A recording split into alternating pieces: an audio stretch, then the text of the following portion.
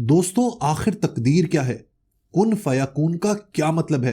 Ancient Greece यानी कि कदीम यूनान के फलसफे में और कुरान में क्या फर्क है? मिस्टिक एक्सपीरियंस क्या होता है? इस मिस्टिक एक्सपीरियंस को टेस्ट कैसे किया जाता है? खुदा की एग्जिस्टेंस का प्रूफ क्या है? कॉन्सेप्ट ऑफ टाइम क्या है? कुरानिक कॉन्सेप्ट ऑफ टाइम क्या है? कुरानिक कॉन्सेप्ट ऑफ गॉड क्या है? कुरान इंसान की इंडिविजुअलिटी के बारे में क्या कहता है? कुरान में जो वाकयात बताए जाते हैं उनको बताने का क्या मकसद होता है? इंसान की खुदी क्या है? कुरान इस खुदी यानी ईगो के बारे में क्या फरमाता है? फ्री विल क्या है और कुरान किस तरीके से इस फ्री विल के कॉन्सेप्ट को सपोर्ट करता है? इन सब क्रिटिकल तरीन सवालों के जवाब मैं आपको अब तक इस रिकंस्ट्रक्शन सीरीज में दे चुका हूं। अगर आप लोगों ने ये वीडियोस नहीं देखी तो you are really missing out. आज इसी सीरीज में हमारा 5वां लेक्चर है जिसका टाइटल है the spirit of Muslim culture, यानी कि इस्लामी तमद्दुन की रूह। इस लेक्चर में भी हमेशा की तरह हम कुछ बहुत गहरी बातें करेंगे, जिसमें सबसे पहले हम लोग डिस्कस करेंगे प्रोफेटिक और मिस्टिक कॉन्शियसनेस को, यानी कि एक नबी और एक सूफी के मजहबी तजुर्बे में क्या फर्क होता है। और जो आज के लेक्चर का हमारा मेन एसेंस है ना, वो रिवॉल्व करता है फाइनलिटी ऑफ प्रॉफिट के अराउंड, जिसमें मैं आपको ये बताऊंगा कि क्यों हुजूर पाक सल्लल्लाहु अलैहि वसल्लम हमारे आखिरी नबी हैं और उनके बाद कोई पैगंबर नहीं आएगा। इस टॉपिक में कमाल की लर्निंग है आपके लिए। फिर हम लोग बात करेंगे sources of knowledge according to Quran, यानी कि कुरान किन चीजों को मालूमात का जरिया मानता है। फिर हम लोग बात करेंगे कि किस तरीके से इस्लाम और कुरान एंटी क्लासिकल है, यानी कि ग्रीक फिलॉसफी से बिल्कुल मुख्तलिफ है। और फिर हम लोग बात करेंगे कि कुरान मजीद होने के बावजूद क्यों मुसलमान एक्सेल नहीं कर सके, आगे नहीं बढ़ सके। So let's get started.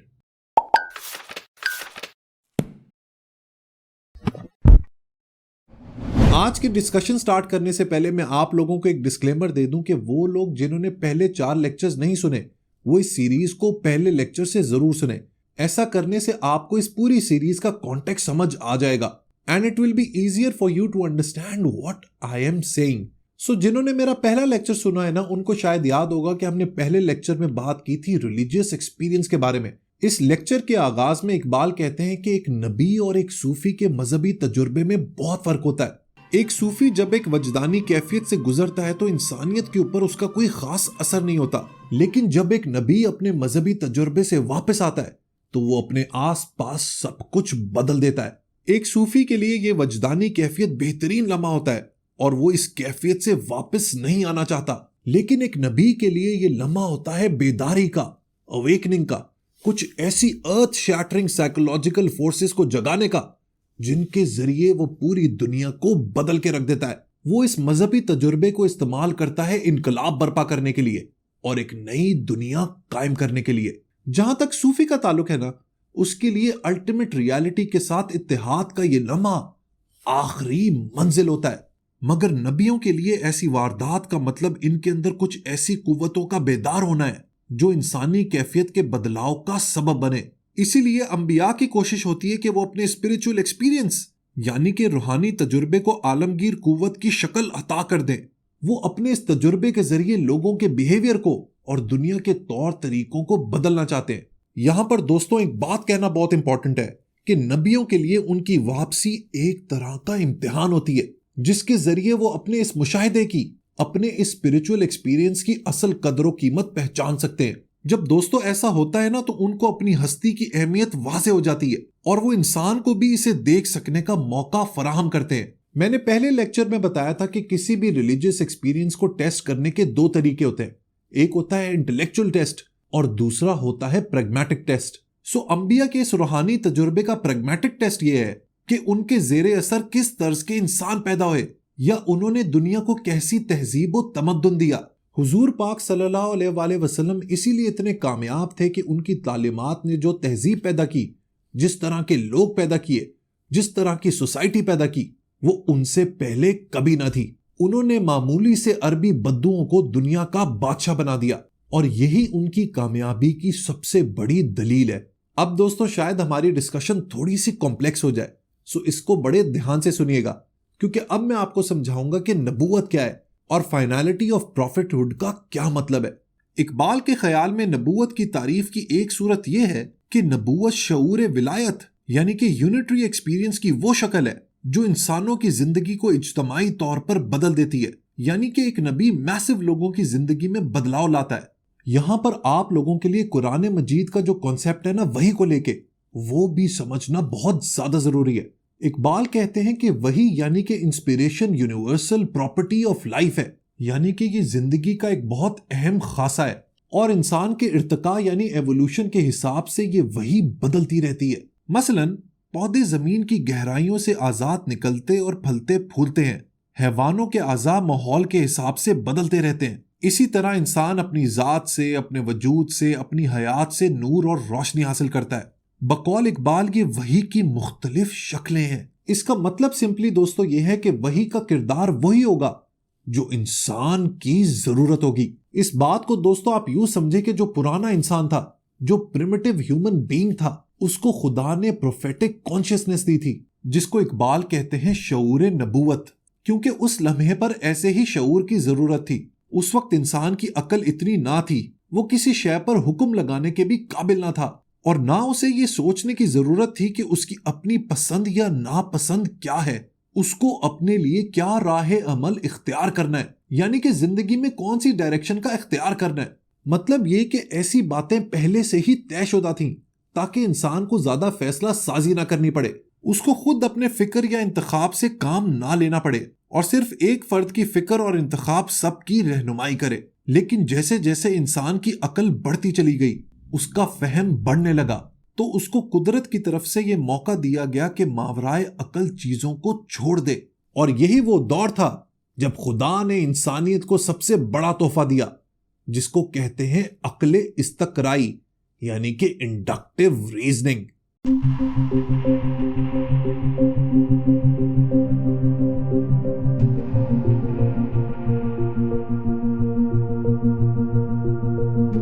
दोस्तों इंडक्टिव रीजनिंग यानी कि अक्ले इस्तकराई नाम है तजुर्बे का, मुशाहिदे का, तहकीक का और तजस्सुस का। यानी कि इंसानियत की तारीख में एक दौर ऐसा आया जब खुदा ने कहा कि अब तुम अपनी अकल का इस्तेमाल करो, अपने विजडम का इस्तेमाल करो, अपनी नॉलेज का इस्तेमाल करो और तहकीक के जरिए अपने मसाइल का हल तलाश करो। और यही वो दौर था जब दुनिया में ज़हूर हुआ हुजूर पाक सल्लल्लाहु अलैहि वसल्लम का as the last messenger of Islam. इस नजरिए के मुताबिक हुजूर पाक की जात की हैसियत पुरानी और नई दुनिया के दरमियान एक तरह के पुल की है। जो हुजूर पाक पर वही नाजिल हुई उसका सरचश्मा यानी कि उसकी सोर्स का ताल्लुक दुनियाए कदीम से है, लेकिन वही की रूह के हवाले से आपका वास्ता दुनियाए जदीद से है, यानी कि मॉडर्न वर्ल्ड से है। इसका मतलब यह है कि हुजूर पाक की वजह से इल्म और हिकमत के जिस दौर का आगाज हुआ वो इंसान की मुस्तकबिल की जरूरियात के एन मुताबिक था। और यहीं पर इकबाल इस किताब की शायद सबसे अहम लाइन लिखते हैं। वो लिखते हैं कि दरअसल इस्लाम का ज़हूर अक्ले इस्तकराई का ज़हूर है, यानी कि हुजूर पाक का आना इंडक्टिव रीजनिंग की इब्तिदा है। और इस्लाम में नबूवत चूंकि अपने मेराज को पहुंच गई, इसलिए इसका खात्मा नागुजीर हो गया, यानी कि इसको खत्म होना ही था। मतलब यह कि इस्लाम ने यह हकीकत वाज़े कर दी कि इंसान सहारों पर जिंदगी बसर नहीं कर सकता। और अब दोस्तों जो मैं बात करने वाला हूं ना, सारी कहानी यहीं पर खत्म हो जाती है। अगर ये बात मुस्लिम उम्मा समझ जाए, पूरी दुनिया के मुसलमान समझ जाएं, तो वो तरक्की करना शुरू हो जाएंगे और दुनिया के वाकई में बादशाह बन जाएंगे। मैंने कहा ना कि हुजूर पाक सल्लल्लाहु अलैहि वसल्लम के बाद अब इंसान को किसी सहारे की जरूरत नहीं। इंसान की खुदी की तकमील इसी सूरत मुमकिन है कि वो खुद अपने मसाइल पर एतमाद करते हुए जिंदगी में आगे कदम बढ़ाए। यानी कि इंसान ने अब अपने फैसले खुद लेने हैं, अपनी अकल का इस्तेमाल करके, अपने विजडम का इस्तेमाल करके, अपने इंटेलेक्ट का इस्तेमाल करके, अपने टैलेंट्स को ऑप्टिमाइज करके, अपनी जात की खुदी को हासिल करके। यही वजह है कि इस्लाम दीनी पेशवाइयत को कबूल नहीं करता और ना मौरूसी मलूकियत इसके हाथ जायज है। यानी कि इस्लाम ना प्रीस्टहुड को तस्लीम करता है और ना हेरिडिटरी किंगशिप को। और यही बात खत्म नबूवत की सबसे बड़ी दलील है। इस्लाम का बार बार अक्ल व तजर्बे पर जोर देना और आलम फितरत और तारीख इंसानी यानी कि नेचर और हिस्ट्री के उलूम का मुतालिया करना, ये सब कुरानी अहकामात इख्तिताम नबूवत के मुख्तलिफ पहलू हैं। सो दोस्तों यही वजह है कि हुजूर पाक सल्लल्लाहु अलैहि वसल्लम के बाद अब कोई नबी नहीं आएगा। He is the last messenger of God, क्योंकि हुजूर पाक की आमद से इंसान की अक्ल इस्तकराई का आगाज हुआ और अब हुजूर पाक के बाद उसको किसी और सहारे की बिल्कुल जरूरत नहीं सिवाय अपनी अक्लो दानिश के। यहां पर दोस्तों एक और कॉन्सेप्ट के बारे में आपको बताना बहुत जरूरी है, जिसका जिक्र इकबाल ने अपने इस लेक्चर में भी किया है और जिसके बारे में गाहे बगाहे रेगुलरली मैं आपको अपनी वीडियोस में बताता चला आ रहा हूं। कुरान मजीद ने नॉलेज के दो सोर्सेज का जिक्र किया है, जिसमें एक है आलम फितरत और दूसरा है आलम तारीख यानी कि नेचर एंड हिस्ट्री। कुरान मजीद में सूरज और चांद की हरकत, सायों का घटना बढ़ना, रात और दिन का इख्तिलाफ, इंसान में जबानों का इम्तियाज, गर्ज ये कि तमाम नेचर जिसको हम अपने हवास से जान सकते हैं, परख सकते हैं, ये दरअसल खुदा की अल्टीमेट रियलिटी की निशानियां हैं और हर मुसलमान का ये फर्ज है कि गौर और तदब्बुर से इन्हें समझने की कोशिश करे, ना कि बहरों और अंधों की तरह इनसे लाताल्लुक रहे।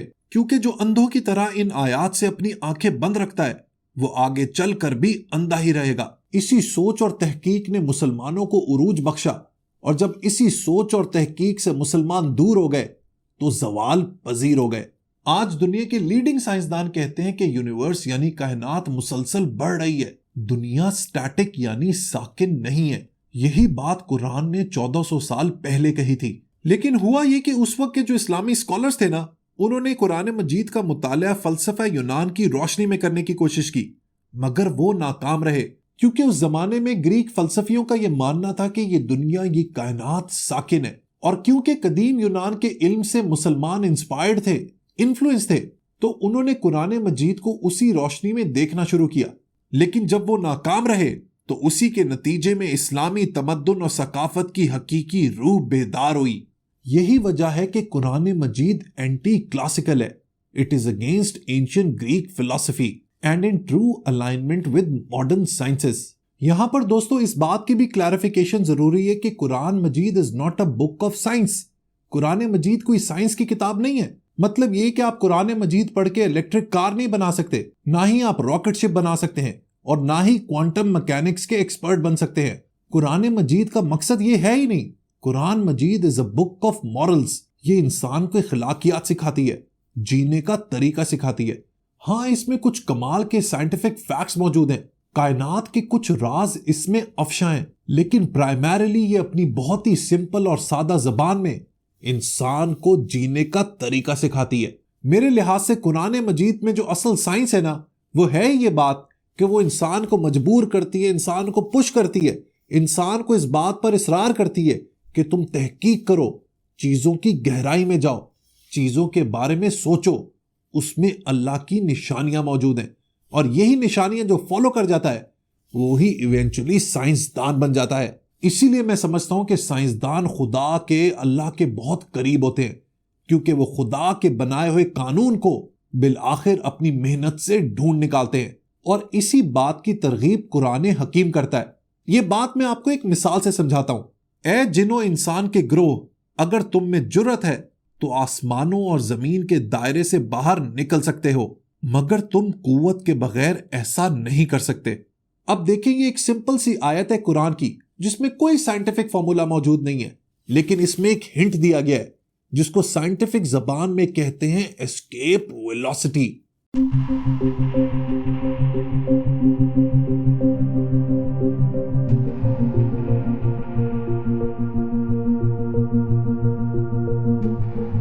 ये वो रफ्तार है जिसको इंसान अगर फॉलो करे तो जमीन की ग्रेविटी से निकल जाता है और स्पेस में पहुंच जाता है। कितनी सादा सी कुरान की आयत है, कितनी इसमें गहरी बात है, लेकिन सिर्फ उन लोगों के लिए जो सोचते और समझते हैं। मुसलमानों ने तहकीक के इस रवैये को तो अपनाया और बेहतरीन साइंसदान और फलसफी पैदा किए, जैसे कि इब्न अल हैतम, बू अली सीना, उमर खयाम, इब्न Khaldun, Al Razi, Al Kindi, Al Khwarizmi and the list goes on and on. लेकिन बिलाखिर मुसलमानों ने कुरान के इस हुक्म को भुला दिया। मुसलमानों ने तो इसको भुला दिया, लेकिन मगरिब ने इसको अपना लिया। यही वजह है कि आज दुनिया के सफ़े अव्वल के मुल्क, वो मुल्क जो साइंस में सबसे आगे हैं, उनमें से कोई भी मुसलमान ममालिक नहीं है। आज साइंस पर, इजादात पर, इन्वेंशंस पर, डिस्कवरीज पर वेस्ट की इजारादारी है, और वो इसीलिए क्योंकि वो इस तहकीक के फॉर्मूले को, इस एक्सपेरिमेंटल मेथड को समझ चुके हैं। इस बात का जिक्र इकबाल ने इस लेक्चर में भी किया है, जिसमें वो रेफरेंस देते हैं रॉबर्ट ब्रिफोल की किताब मेकिंग ऑफ ह्यूमैनिटी का। अरबी तमद्दुन ने जदीद दुनिया के लिए जो सबसे बड़ी खिदमत अंजाम दी वो साइंस है। अगरचा इसके सम्राट बहुत आगे जाकर नुमाया हुए, मगर ये सिर्फ साइंस का मैदान ही नहीं जिसके बायस यूरोप में जिंदगी की नई लहर दौड़ी। इस्लामी तहजीब के कई दीगर असरात हैं जिनसे यूरोप की इब्तदाई जिंदगी इल्म की रोशनी से हमकनार हुई। यूरोपी तमद्दुन का कोई भी ऐसा पहलू नहीं जिससे इस्लामी तहजीब के असर का सुराग लगा सकना मुमकिन ना हो, मगर सबसे नुमाया पहलू इसके जेरे असर तिब्बियाती उलूम और साइंटिफिक स्पिरिट का फरोग है। वो लिखता है कि हमारी जो साइंस है उसके ऊपर अरबों का सिर्फ ये कर्ज नहीं है कि उन्होंने कुछ इजादात की या कुछ दरियाफ्तें की, बल्कि साइंस का वजूद ही अरबों की वजह से है। इस पूरे लेक्चर के जरिए इकबाल एक कमाल की बात बताना चाह रहे हैं, एक बहुत ही जबरदस्त मैसेज कन्वे करना चाह रहे हैं। वो कहना ये चाह रहे हैं कि मुस्लिम कल्चर की जो ट्रू स्पिरिट है ना, इस्लाम का जो तहजीब और तमद्दुन है, उसकी बुनियाद ही तहकीक है, उसकी बुनियाद ही डेटा है, उसकी बुनियाद ही अकल का इस्तेमाल है, उसकी बुनियाद ही दानाई है, विजडम है।